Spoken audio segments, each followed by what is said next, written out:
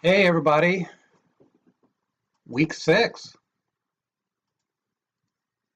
I tell you, it's amazing. Week 6 is about transportation, which of course happens to be one of my very favorite subjects for several reasons. Not the least of which, within the supply chain, transportation is basically, at least in my opinion, it's the most complex activity that takes place within supply chain management. And it's partly because of the number of connections or points that have to be managed all the way through, the importance of it, the fact that much of the data that we use in supply chain management can come from the transportation activity, and it's first visible to us through the transportation activity in many ways, and just the dynamic nature of the industry itself. So we're going to kind of go over this. Just to kind of give you an idea of at least how I view transportation relative to the economy, to economic value, and some things that maybe might be of interest to you. Anyway, so as we look at this, first of all, let's focus on this. Transportation exists within logistics, so it is one of the core logistics processes that we talked about all the way back in week 1. So it does not exist by itself, such as demand planning does, but it does exist within the logistics functions, and the trade-offs that occur within transportation occur within this entire arena, but is generally more closely managed at this point within this process versus any other process. But I think the key takeaway here is it cannot be a silo, and hopefully we've made that point over and over again as we've gone through the weeks now. That supply chain management and logistics management is a collaborative effort because of the trade-offs that are just simply inherent across the various functions and activities. So let's keep going here. It is a supply chain driver. There shouldn't, I think by now you guys know that. It's absolutely at the heart of execution. It is the most complex, and it's obviously the most visible. I mean, if the product's not there when it's supposed to be there, they're going to come looking for you. So you have to be aware of where that product is, when it's going to arrive, and make sure that it arrives when it's supposed to arrive, and then communicate if there's some reason why that's not going to happen. So it is a critical integration within the entire supply chain process and the function. And it's not a back office function as it used to be years and years and years ago. Anybody could be, sit on the back of the dock and some truck backs up.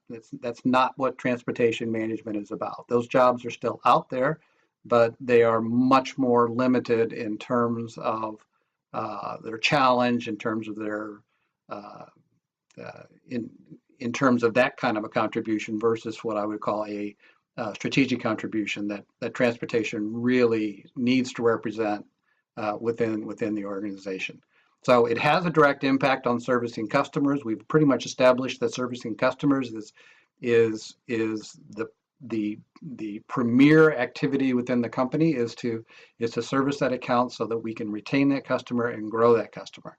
All of you should know, I'm sure by now, that through your marketing classes and through your own personal experience, that it's much easier to grow existing customers than it is to go out and secure new customers to replace old customers.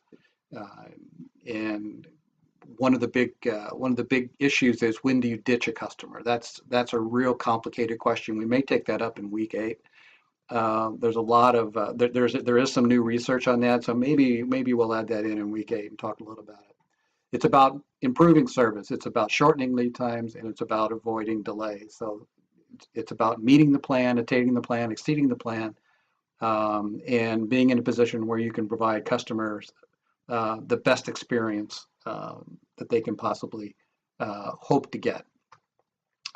Okay, we look at this in terms of this triangle here, where basically the more you get to the left, the faster the delivery, and the more you move away from that, and the more you move down into commodities, the more you're looking at cheaper type solutions, which have their own strengths and weaknesses, which we're going to just really quickly touch on, versus the highway or the motor type solution, which has a better connectivity associated with it. Well, this is very limited in what you can do, just because these rights of way really only go where there are railroads or where there are ports. You can't stop anywhere along the river and drop off commodities unless there's some kind of a port operation or company port that is there to receive the product. Airways, of course, are limited by where airports are.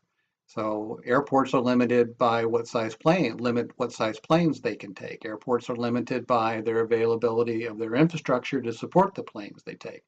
So even though this may be faster via airway, and of course it generally is going to be that way, it doesn't mean you can just necessarily call up and just say, I need a shipment, I need to get it there tomorrow, because the plane could be full, or two, that plane can't go to where you need it to go.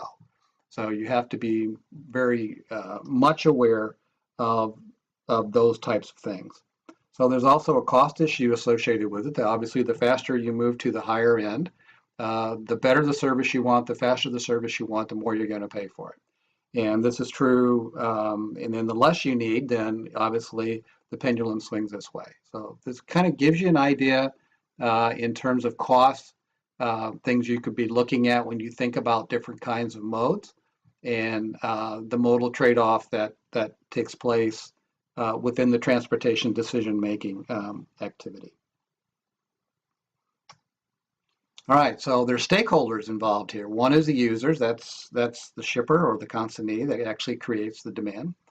Then there's a provider, which is the carrier, for example, that operates the service that you need to meet that demand. And then the government is a major stakeholder in transportation, and they are, because it is a regulated industry. And while it's not regulated from an economic standpoint as much, it is absolutely regulated in terms of safety and security. And those have impacts on service, and they have impacts on cost, because the more regulations that the government assesses, then there is a cost response to that by the provider. Now, that doesn't mean that cost is going to stick, or they're going to be able to pass that cost on, particularly in the market we're in now, where we're in this overcapacity situation. But in a normal market, you would not have that. We are not in a normal market time for transportation in any mode, really, other than really none of them. We're not in a normal market. Okay, so users are we're looking for different things. I mean, users are looking for efficiency, they're looking for low taxes, because there are such things as use rates. And so when you put a gallon of gas in the car, you're paying part of that tax that goes there is a usage tax for using the roadways. The same is true for the fuel that goes on the waterways, and on it goes. Okay, same with fuel. With any kind of a fuel, there's a tax associated with that helps fund something someplace. So when you look at the providers, they're looking to have, their goals are basically to say the roadways and the waterways and the air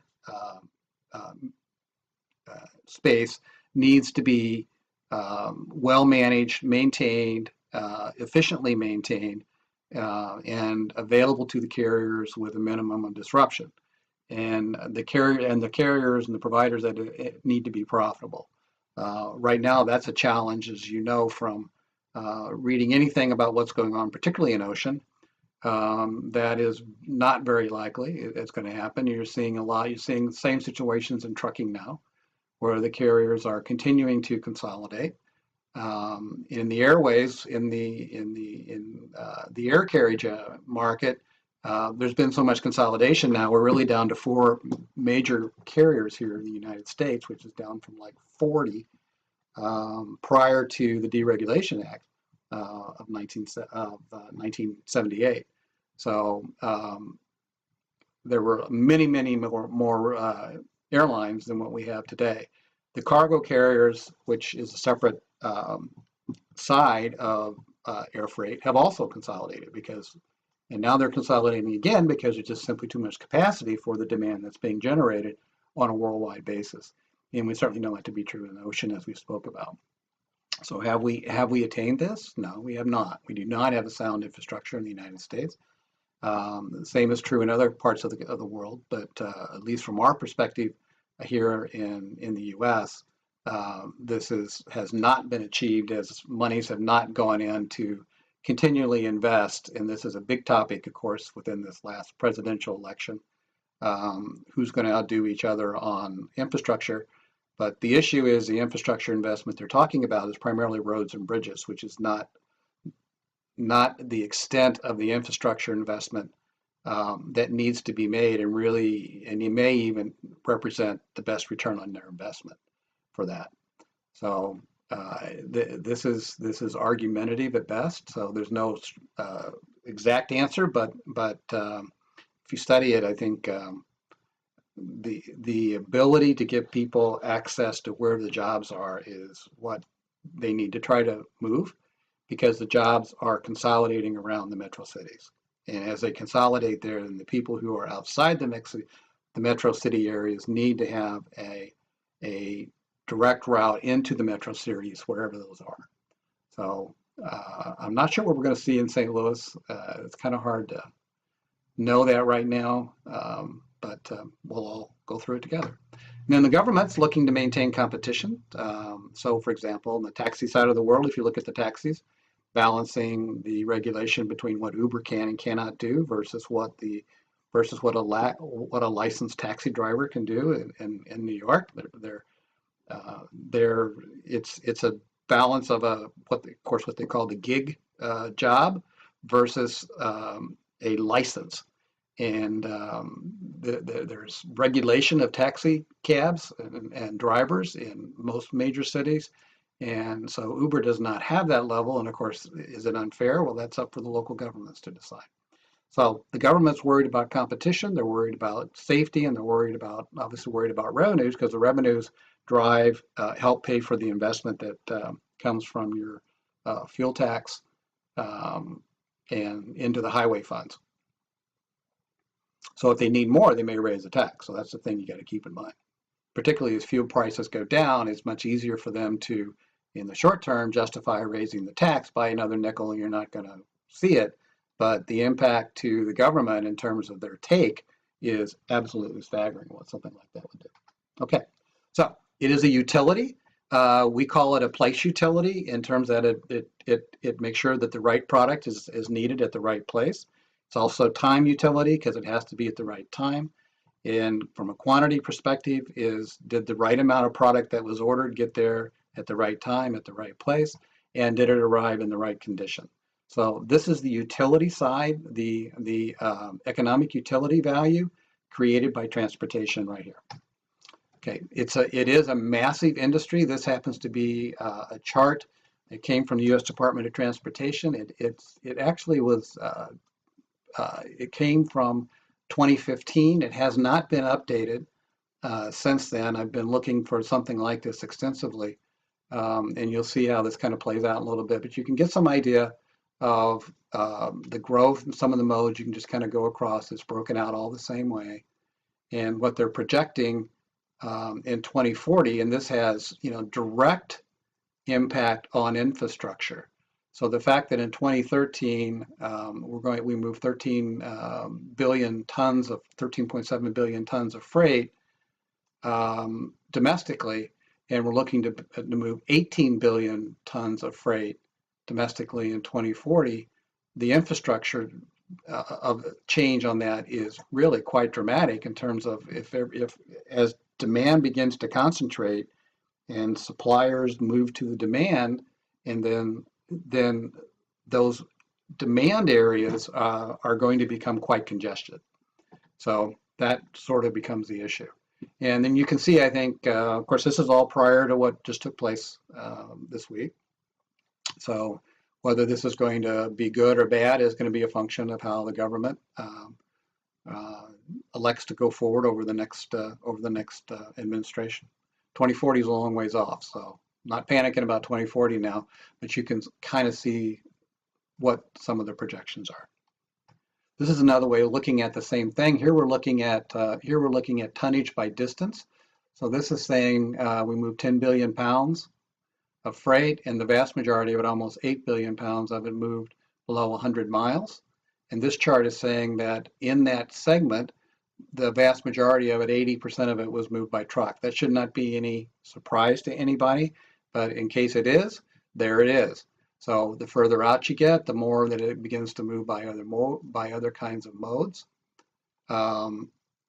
So you have the distance side over here, the mode tied to distance, and here you have tonnage tied to distance. So you can see how this works. And then here we have the same kind of thing with ton miles. So this is kind of a duplication of the same thing in some ways, just different measurements. And here's the modes right here. So if you want to see the modal index, that's what it is right there. So it shouldn't be any surprise. Most of the activity that takes place under 100 miles is going to take place by truck. That's because that's what plays to the inherent strength of motor. Railroads are not very good over 100 miles. You're not going to fly over 100. You're not going to fly less than 100 miles and pay the kind of money you're going to pay. They don't have the planes to do that, and it's not a good use. They're simply going to drive it anyway. Barge, unless it's massive weight, which it could be, that's right here. This little green line somewhere in there is the barge. I mean, 100 miles is nothing for modes like that, and generally probably aren't going to be that economic to do. So that's what that's all about. Here's the commodities. So you start looking down the commodities. Again, we're using the same thing. So we're looking at weight over here. Here's the commodities based on weight. And then here's the commodity. And then here's the commodities based on value. So in terms of looking at this, you can see that higher value items don't hit the weight side at all. This is all basically just commodity driven stuff. And lends itself to longer hauls and cheaper forms of transportation, which is exactly what those diagrams were telling you. Where you're higher the value, the more importance and influence inventory value plays. So you're going to trade inventory off against freight costs, against storage costs, and so this is where you start to see some of these relationships start to develop from a transportation standpoint and what transportation's role is in it. Okay, it is the physical movement of people and goods. That is what it is. It is the physical movement. It's not only, it is this, but it's also a lot more than that. I think as we get through this, I think you'll get the sense of it. So this is one thing it is. It's a physical movement of people and goods. It's not the thing it is. Okay? It has been and remains a very important part of our culture and our history. Everything that happened prior to the development of the New World was based on transportation. Cities were formed and grew due to access to water. So water provided the way to trade, and it's been going like that for over 5,000 years. Nothing dramatically has changed. We've been trading for 5,000 years, and there's historical evidence to support that. So we know trade is important. In part of our history, and from the United States perspective, the expansion in the westward expansion of the United States was all driven by transportation. So once the railroad got built in 1876, then that completely opened up the West Coast, or opened up California anyway, and there was a migration there. Then of course you had the migration from the East Coast as more and more people came to the East Coast in the early formation of the nation. Actually, prior to the War for Independence, people began to move west naturally because they were looking to get away from some of the congestion of the cities, and they wanted to be independent. They wanted to have their own land, their own farms, whatever the case might be. And then as a result of transportation, it became possible to specialize in certain things. So you could grow products in certain parts of the country. Let's take corn, for example. It's grown primarily in certain parts of the country, and because of transportation, we can get those into market in a very efficient way. So the U.S. has always been on the move, and it obviously there's not many more places to go now, but we did evolve as a culture and from an historical perspective as a result of transportation. We tend to take it for granted. We just assume it's going to be there. And I think the purpose of this class is not to change that, but it is to say that it is taken for granted when really and factually it's managed. It's in the news every day in one way or the other, good or bad, whether it's price volatility on fuel, or whether there's been an accident or a chain of accidents, or a pipeline blew up again, and the Colonial Pipeline blew up again in Alabama. It is in the news. It's in the news every day. It also, you can look at mergers, which we're reading a lot about mergers. We're all reading a lot about drones. This is all part of the transportation regulation environment we're in right now. This happens, those of you who live in St. Charles, you probably recognize this. It doesn't look like this now, but it did, and it was one of the, it was a major congestion point for many, many years, and it has been. And of course, there's a lot of money that's going into rebuilding all this, and there will be a lot more money that goes into it going forward in order to relieve congestion, because it's about to get carriers to come here, to manufacturing plants to locate here. The infrastructure itself and the carrier's desire to do business here because it's efficient to do here has a lot to do with bringing manufacturing plants to St. Louis or to any major metro area. It's economically important. I mean, there are a lot of jobs are dependent on transportation. It generates a lot of jobs when you have infrastructure investment that generates a lot of jobs. And then the fact that you've created an infrastructure that is attractive, that generates jobs. So the availability of transportation, the connectivity of transportation has a lot to do with our economic development from a regional standpoint. We spoke about this, just the fact that instead of the way the country evolved, where if somebody had to grow grain in Massachusetts in order for them to have grain, where later on, as there were railroads and there were and as trucks came into play in the early 20th century, and we had roadways and things like that, we could grow grain where it was best to grow grain, and grow other things where it was best to grow that. So we have this thing called specialization, and so that's has proven to be very good for the United States, as it has for any other country. So that's the opportunity. Large scale production. You can have you can be away from the market, still have large scale production, and be able to serve that market. So it really expands the market area that you can serve, because you have transportation. So as long as you can deliver it within the requirements of your customers, that's the range in which you can start to look at where can I best locate an operation. That's only one parameter. Okay, opportunities. You can, if you have, for example, you can export to many developing countries via air. So it expands your market areas.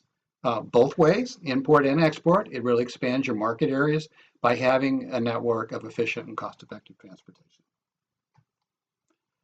It's everything to do with our mobility. When we wake up in the morning, we don't think about how am I going to get from St. Charles to downtown St. Louis. We know how we're going to do it, but there are countries in the world where that is not the case. They have no idea how to get there, and they have no way to get there. And so we take this for granted, but there's been billions and billions and trillions literally of money has gone into this, and as a result of this, there's been a social impact on us as well. Think the center city to the suburbs, and the suburbs to the exurbs, and the exurbs to the rural. So that has been what the migration path has been recently, and so the connectivity between all that still frankly has a ways to go. And if you're outside of where those economic generators are, you're left out, unless you're willing to drive or commute an hour and a half or 2 hours a day each way, which most people don't really want to do. Okay, so its basic components are machine structures, personnel, and networks. So very quickly. Okay, so from a machine standpoint, obviously we're talking about the equipment that goes into this. We don't need to spend a lot of time on this. I think this is fairly obvious. If you have not seen some of these machines, hopefully you will have a chance. Obviously, you've probably been up and close and personal with railroads, trucks for sure. I don't know about cargo planes, don't know about barge and ocean. But if you ever get a chance, if you're over on the Atlantic Ocean and you want to go to the port and visit the port. I mean, it's just it's fascinating to see that and do that and think about the massive size of these pieces of equipment. Just massive. The structures are the bridges, the airports, the roads, all the things that go into the structures, and obviously the land. So when we talk about structures for transportation infrastructure, we're talking about land. The last, probably best example is the pipeline that they want to build into Illinois, coming out of North Dakota, and the fact that the Native Americans plus other folks have taken a very strong position against that because of they don't want to make the land available in the most direct route. I can't say specifically they're saying you can't go around it, but it probably would be obviously would be more expensive. But just don't forget this, and how land becomes part of the component depends on the type of mode you're talking about. Part of it's eminent domain. That's what the pipelines are seeking. They're saying it's in the best interest of the country that the pipeline go in the most direct way. And of course, there's a disagreement on that.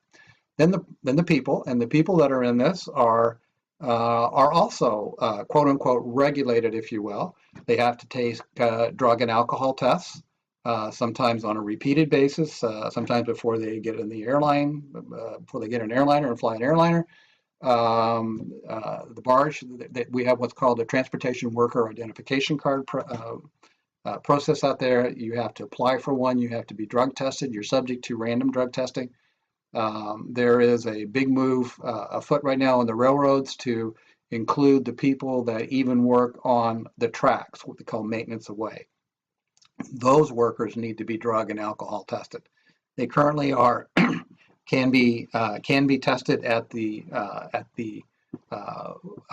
whim of the railroads, and now the government is saying no, they will be tested. Obviously, if they put a track in wrong, or they don't do something because they're impaired, bad things could come from that. So whether you agree with it or not, that's kind of what it is. But these folks are critical, just like most people are who are operating this.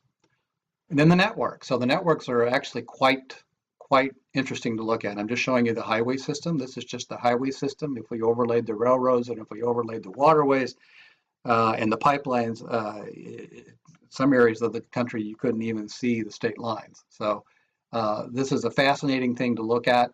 This is just the highway network right here. But you can see if we weighted it by where the trade flows are, that would help you understand, again, where the demand is. Okay, it's absolutely essential for prosperity, security, and accessibility. Again, we take it for granted, but it serves a purpose. Let's just take defense, for example. In World War I, the railroads refused to prioritize military cargo and personnel to move to the coast to go to Europe for World War I. And so there was a law passed that said that you will do that. It was in like 1919, I think, early 1920s. And so it does have a huge role here in terms of national defense. And obviously, transportation has contributed to these two things around without any question. It is regulated. It is driven by demand and supply. And it has a lot of risk. The risk in transportation can come from any of these things here. We're experiencing a lot of this right now. And we will be experiencing more as we go in through the next administration. We don't know what this is going to bring, but if you listen to what took place during the election season, things could be turned on its head in a big way. So we'll have to wait and see what the deliverables are. But right now there's a huge amount of this going on right now, not necessarily because of the US. Many countries around the world are becoming very nationalistic. And so they're erecting trade barriers, they're not erecting walls, they're erecting trade barriers to doing business, and which is designed to grow domestic markets for them. So this has flattened out. We've seen this before. GDP is not changing. The U.S. is generally considered to be well above most of the other developing countries and the developed countries in terms of GDP growth. And that GDP growth is 2 to 3%, which is well below some historical trends. It should be. We have become more regulated under this administration. Whether that will stay the same way or not, we won't know for another 63 days or so, which ties to that. And then, of course, we've got a completely different type of this that's going on. So all these enter into, in addition to the polar cap is melting, and so we have rising seas, we have different weather patterns, and other kinds of disasters. All this impacts transportation. And this gets back to risk management, which if you map it out again, just like we talked about risk management with some of the cases, is identifying what the risk is, then identifying the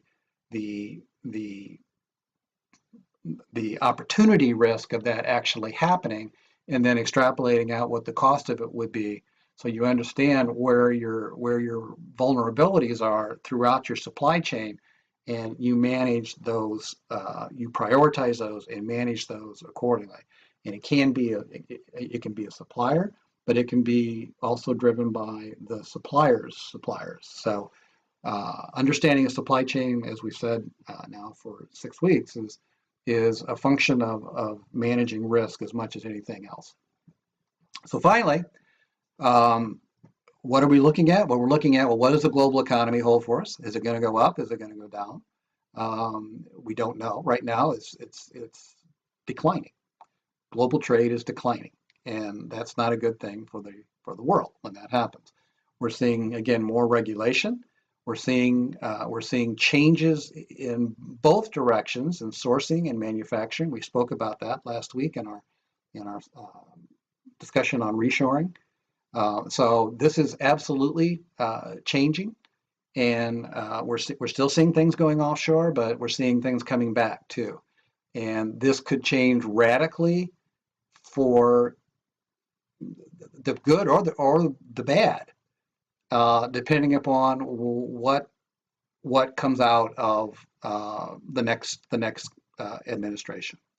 The Panama Canal has opened up a lot of avenues for transportation managers who are bringing goods in from Asia, that they can now bring goods around through the canal up into the Gulf area or up into the southern ports or the northeastern ports if you choose, and bypass the LAX or LA with its its labor problems, two, its congestion issues, its lack of connectivity with the railroads, and that California, I call California attitude, if you will, which does exist out there. It's not in my backyard, which you have to respect.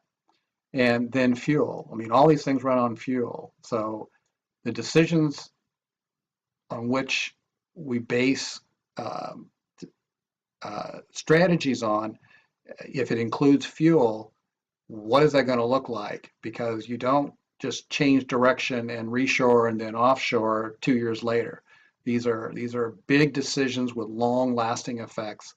And if fuel is one of the drivers in your decision to bring goods either back or back to the North American market or any market, or take it to an offshore market, and we talked about that. We talked about total cost of ownership and the need to be able to factor in risk, and fuel pricing is a risk. Actually, it's the scariest thing I ever did. I used to hedge fuel prices for a private fleet, and that takes a lot of guts. It was not, there was a committee of us that did it, and I'll tell you, it was absolutely the scariest thing because you could lose your shirt in big bucks in the environment we were in very quickly if you missed your hedge. So because you're trading off a spot market versus a contract versus a futures contract, and that is a crapshoot if there ever was one. And I'm glad I didn't have to be the one making that call, but it was very, very interesting to be part of it. So that's a little bit about transportation and what it does and what it brings, and hopefully you've enjoyed the discussion, and we'll pick this back up then with what's happening coming down the road.